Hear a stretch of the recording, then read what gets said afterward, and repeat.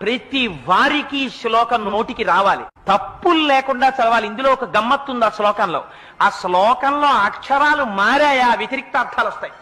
అందుకని తప్పులు చదవకుండా చక్కగా చదవడం నేర్చుకుని చిన్న చిన్న పిల్లల దగ్గర నుంచి అలవాటు చెయ్యండి.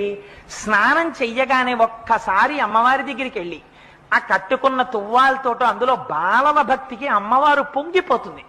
కూర్చుని అమ్మా శరజ్యోత్స్నా సుక్తాం శశియుత జటాజూటమకుటాం వరత్రా సత్రాన స్ఫటిక ఘుటికా పుస్తకరాం సకృన్నత్వా నత్వా కథమివ సతాం సన్నిదదతే మధుక్షీరద్రాక్షా మధురి మధురీణా ఫణితయః అని రోజు అది చదవడం నేర్పండి. మీరు 1,00,00,000 రూపాయలు ఇచ్చినప్పుడు మీ మనవణ్ణి రక్షించుకున్న కన్నా ఈ ఒక్క శ్లోకాన్ని మీ మనవడికి మీరు నేర్పారు.